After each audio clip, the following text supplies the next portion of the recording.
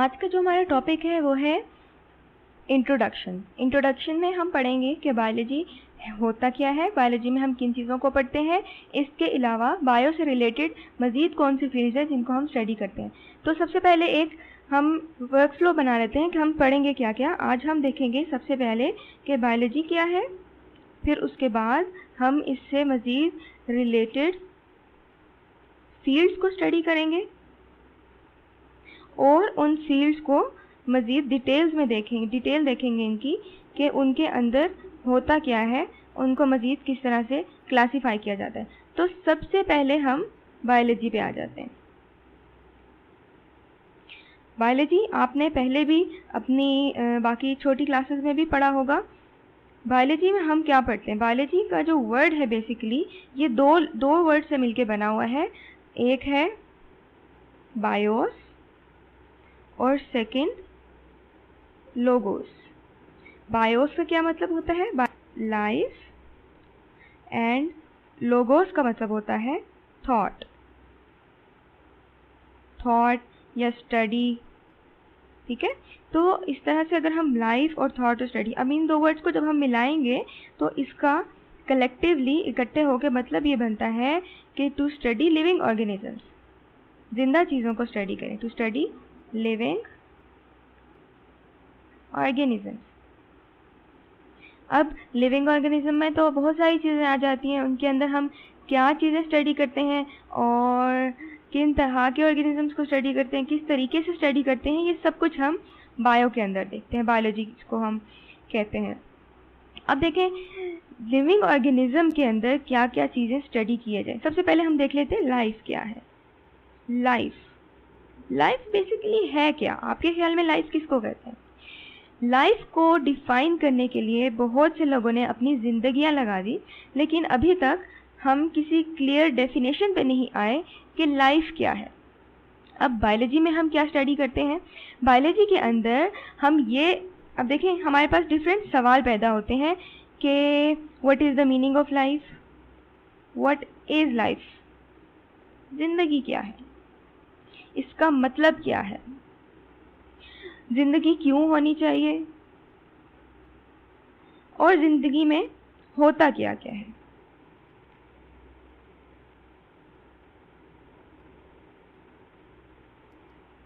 Biology के अंदर basically हम इस तीसरे सवाल का जवाब फाइंड कर रहे होते हैं।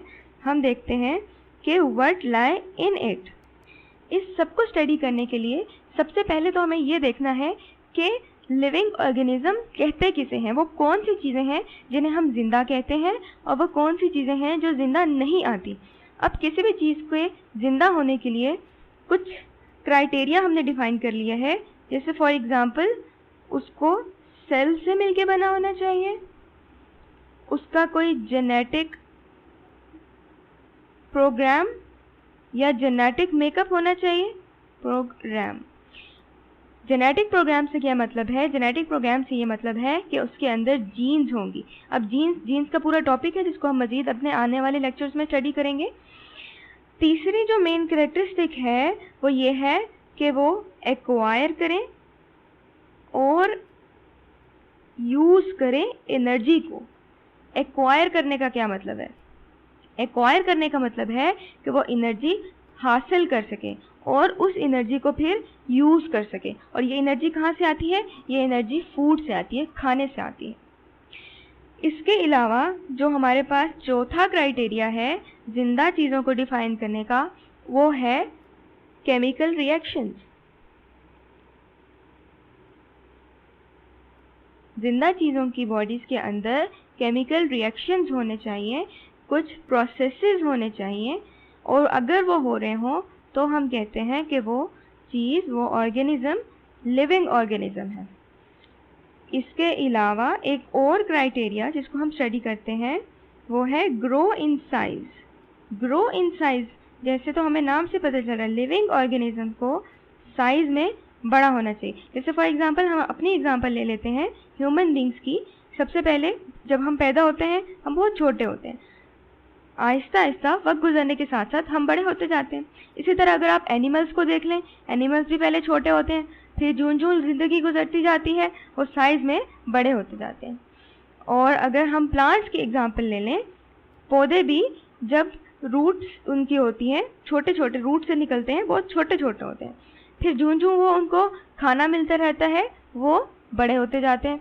तो ये एक ग्रो इन साइज प्रॉपर्टी है, एक कैरेक्टरिस्टिक है जिसको हम देखते हैं और ये लिविंग ऑर्गेनिजम्स के अंदर होती है। इसके अलावा एक और देखें, मूव, लिविंग ऑर्गेनिजम्स मूव कर सकते हैं। अब मूवमेंट जो है वो डिफरेंट तरह की आ जाती है। जैसे अगर हम एनिमल्स को स्टडी करें या हम ह्यूमन बींग्स को स्टडी करें तो वो उनकी मूवमेंट को हम कहते हैं लोकोमोशन।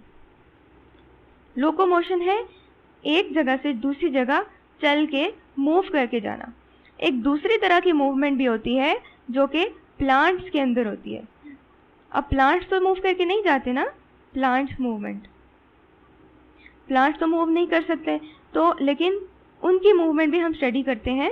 समटाइम्स कुछ पौधे आपने देखे होंगे, जैसे सनफ्लावर होता है, तो जहाँ सूरज की रोशनी आ रही होती है उसका जो मुंह होता है वो फेस उसका सूरज की तरफ हो जाता है। इसी तरह कुछ पौधे होते हैं वो पानी की तरफ मूव करते हैं, जहाँ उनको पानी मिलता है उनकी रूट्स उस तरफ मूव करने लग जाती हैं। फिर कुछ पौधे समंदर के अंदर होते हैं जो कि रोशनी की तरफ मूव करते हैं।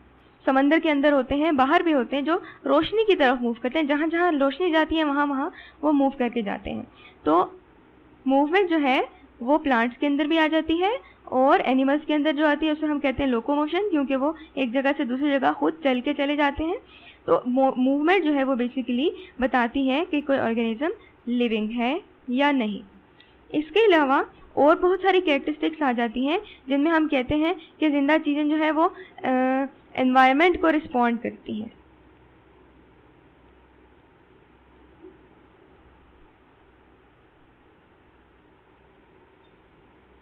जैसे फॉर एग्जांपल ह्यूमन बींग्स की एग्जांपल हम लेते हैं। ह्यूमन बींग्स, जब सर्दियां हो जाती हैं तो हमारा रिस्पॉन्स और तरह का हो जाता है, जब गर्मियां होती हैं हम और तरह से बिहेव करते हैं। फिर प्लांट्स की एग्जांपल ले लें, डिफरेंट तरह के, अब जैसे हवा चल रही है या बहुत तेज़ गर्मी है या बारिश हो रही है, अब ये सारे एनवायरनमेंट के फैक्टर्स हैं। एनवायरनमेंट की वजह से किस तरह से ऑर्गेनिज्म रिस्पॉन्ड कर रहे हैं, उनका क्या रिस्पॉन्स है, इन चीज़ों को, ये चीज़ें लिविंग ऑर्गेनिजम्स के अंदर होती हैं। नॉन लिविंग, फॉर एग्जांपल हम नॉन लिविंग की एग्जांपल लेते हैं, जैसे हमारे पास आ जाती है नॉन लिविंग में सॉइल की एग्जांपल लेते हैं।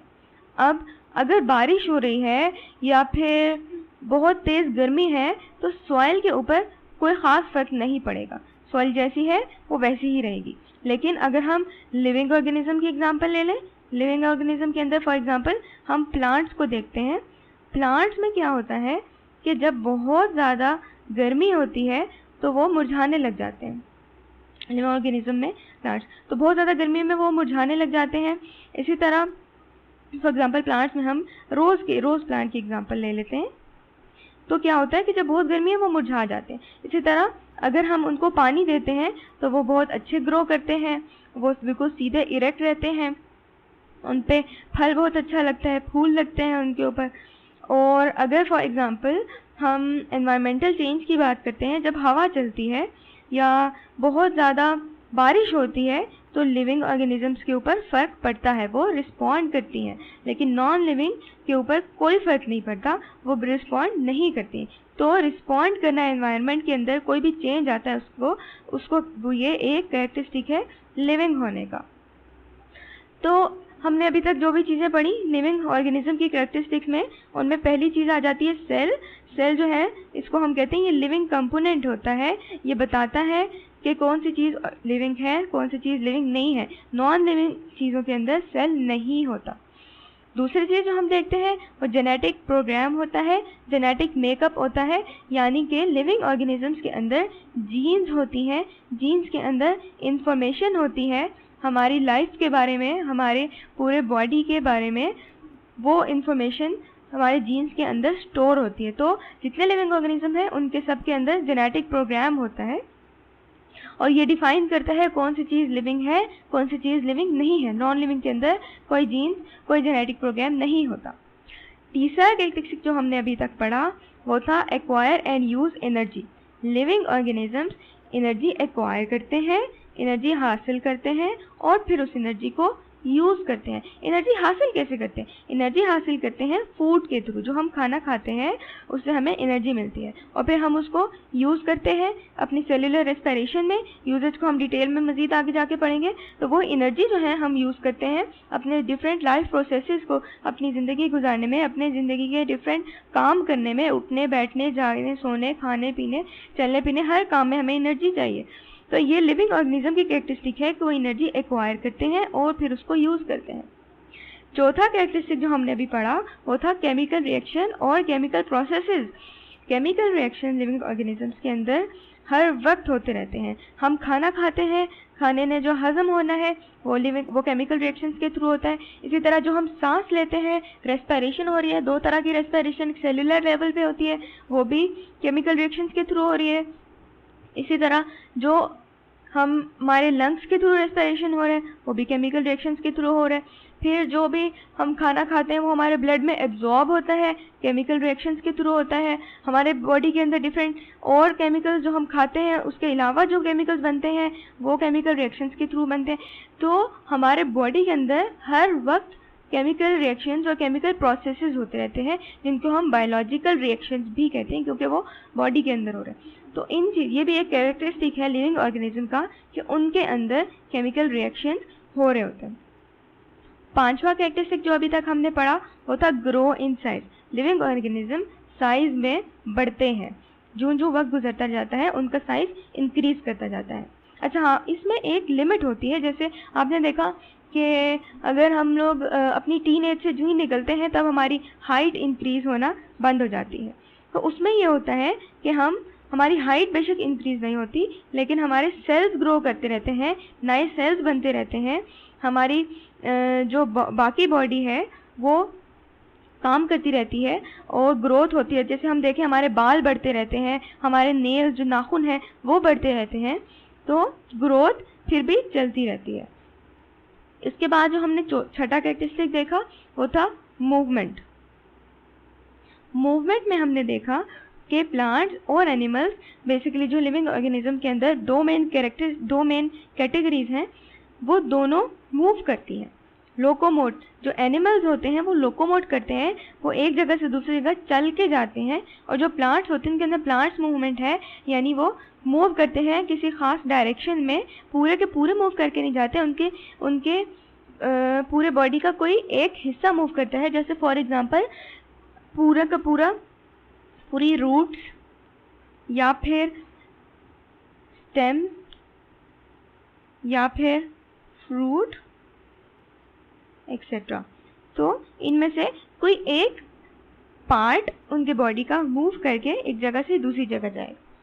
इसके बाद जो हमने सातवां कैरेक्टरिस्टिक पढ़ा वो क्या था कि लिविंग ऑर्गेनिज्म रिस्पॉन्ड करते हैं एनवायरनमेंट को। एनवायरनमेंट में कोई भी चेंज आता है लिविंग ऑर्गेनिज्म उसके रिस्पॉन्स में कुछ ना कुछ शो करते हैं। फॉर एग्जांपल हमने प्लांट्स के अंदर पढ़ा था कि जब हम उनको पानी देते हैं तो वो बढ़ते हैं, वो अच्छे ग्रो करते हैं, और अगर हम उनको पानी नहीं देंगे तो क्या होगा, वो मुरझा जाएंगे। तो यानी एनवायरनमेंट के चेंज की वजह से उन्होंने रिस्पॉन्ड किया। नॉन लिविंग ऑर्गेनिज्म के अंदर यह कैरेक्टरिस्टिक नहीं होता। अच्छा, अभी तक जो हमने देखा वो हमने पहला पार्ट कवर कर लिया है कि बायोलॉजी होती क्या है। अब उसके बाद जो सेकंड टॉपिक है हमारा वो है रिलेटेड फील्ड्स। बायोलॉजी से क्या क्या मिलती जुलती फील्ड्स हैं जिनको हम स्टडी कर सकते हैं। Biology itself biology vast subject है, बहुत बड़ा सब्जेक्ट है। इसके अंदर मज़ीद हम बहुत सारी चीज़ों को स्टडी करते हैं और वो क्या चीज़ें आ जाती हैं, वो डिफरेंट ब्रांचेस होती हैं बायोलॉजी की। अब अपनी पिछली क्लासेस में हम बहुत सारे ब्रांचेस को ऑलरेडी पढ़ के आ चुके हैं। थोड़ा सा ओवरव्यू ले लेते हैं हम उन चीज़ों का कि हम पहले क्या पढ़ के आ चुके हैं बायोलॉजी के बारे में। सबसे पहले हम देखते हैं इकोलॉजी। इकोलॉजी में हमने क्या स्टडी किया था? इकोलॉजी में हमने ये स्टडी किया था कि लिविंग ऑर्गेनिजम्स का उनके एनवायरनमेंट के साथ क्या रिलेशनशिप होता है। इसके अलावा हमने पढ़ा था एम्ब्रियोलॉजी। एम्ब्रियोलॉजी जैसे कि नाम से पता चल रहा है, एम्ब्रियो से वर्ड निकला है, और एम्ब्रियो क्या होता है? जब भी कोई सेल फर्टिलाइज होता है, जब भी कोई नया ऑर्गेनिज्म बनने वाला होता है तो क्या होता है? एक सेल फर्टिलाइज होता है। फर्टिलाइज होने के बाद उसके अंदर एम्ब्रियो बनते हैं। एम्ब्रियो, एम्ब्रियो क्या है? एम्ब्रियो एक स्मॉलेस्ट पार्ट है लिविंग ऑर्गेनिज्म का। एम्ब्रियो ग्रो करके पूरा का पूरा लिविंग ऑर्गेनिज्म बन जाता है। तो एम्ब्रियोलॉजी लिविंग ऑर्गेनिजम्स को उनकी बर्थ से पहले एम्ब्रियो स्टेज पे स्टडी करने को हम एम्ब्रियोलॉजी कहते हैं। उसके बाद हमने एक और ब्रांच पढ़ी थी, फिजियोलॉजी।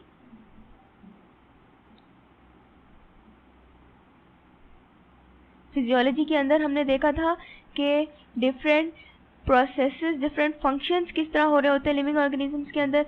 जैसे फॉर एग्जांपल हमारा है मस्कुलर सिस्टम है, हमारा सर्कुलेटरी सिस्टम है, हमारा डाइजेस्टिव सिस्टम है। बाकी लिविंग ऑर्गेनिजम्स के अंदर जो भी उनके फंक्शंस हो रहे होते हैं तो उनको हम जब स्टडी करते हैं वो होता है फिजियोलॉजी, तो हम कहते हैं फिजियोलॉजी।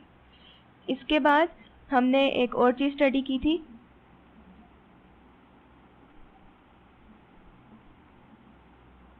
मॉर्फोलॉजी।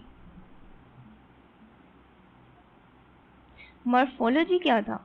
मॉर्फोलॉजी ये होता है कि लिविंग ऑर्गेनिज्म का स्ट्रक्चर कैसा है। मॉर्फोलॉजी के मजीद अंदर हमारे पास दो चीज़ें आ गई थी, एक था इंटरनल मॉर्फोलॉजी और एक था एक्सटर्नल मॉर्फोलॉजी, यानी कि एक इंटरनल स्ट्रक्चर और एक एक्सटर्नल बाहर से लिविंग ऑर्गेनिज्म का स्ट्रक्चर। तो उनको हमने मॉर्फोलॉजी के अंदर स्टडी किया था।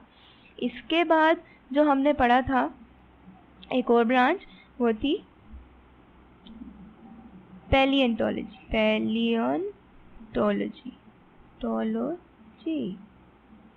पैलिएंटोलॉजी में हमने क्या पढ़ा था? पैलिएंटोलॉजी में हमने पढ़ा था कि फॉसिल्स, लिविंग ऑर्गेनिज्म जो हैं, जो बरी हो जाते हैं, जो कि दब जाते हैं ज़मीन के अंदर, और उसके ऊपर टाइम जो जो गुजरता जाता है मज़ीद और चीज़ें, मट्टी आ जाती है, पहाड़, रॉक्स आ जाती हैं और वो नीचे ही दबे रह जाते हैं और फिर उनके फॉसिल्स बन जाते हैं। तो वो जो हम उन फॉसिल्स को जब हम स्टडी करते हैं उसको हम कहते हैं पैलिएंटोलॉजी। पैलिएंटोलॉजी में फिर मज़ीद आगे हम पैलियोबॉटनी पढ़ते हैं। पैलियोबॉटनी में हम लोग पैलियोबॉटनी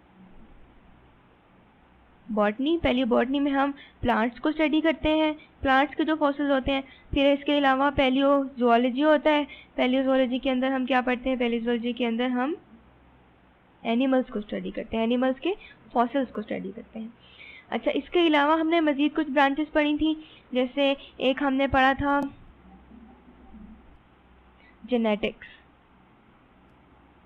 जेनेटिक्स से मिलता जुलता पीछे मैंने अभी आपको जेनेटिक मेकअप की बात बताई। जेनेटिक्स क्या है?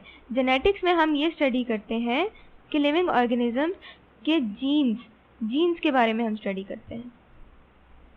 जीन्स क्या है? जीन्स के अंदर इंफॉर्मेशन होती है। जीन्स जो है वो हमारे क्रोमोसोम्स के ऊपर होते हैं। इनको हमने बहुत डिटेल में क्रोमोसोम का स्ट्रक्चर स्टडी किया था। मज़ीद आने वाले चैप्टर में हम दोबारा इसको दोहरा देंगे कि जीन्स क्या होती है। इनके अंदर इंफॉर्मेशन होती है हमारे पूरे बॉडी की, हमने काम किस तरह से करना है, हमारे बॉडी में क्या क्या फंक्शंस हो रहे हैं और हमारे बॉडी में क्या चीज़ किस तरह से बनी हुई है।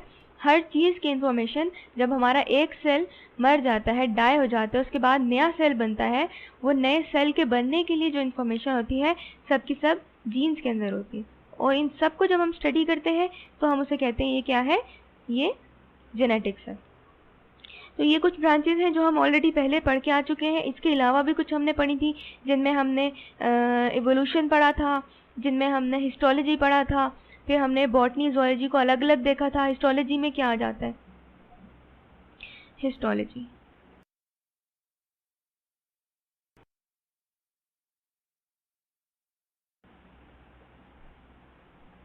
में हमने पढ़ा था कि डिफरेंट जो लिविंग ऑर्गेनिज्म होते हैं उनमें उनके जो टिश्यूज़ वगैरह होते हैं उनको किस तरह से हम स्टडी करते हैं।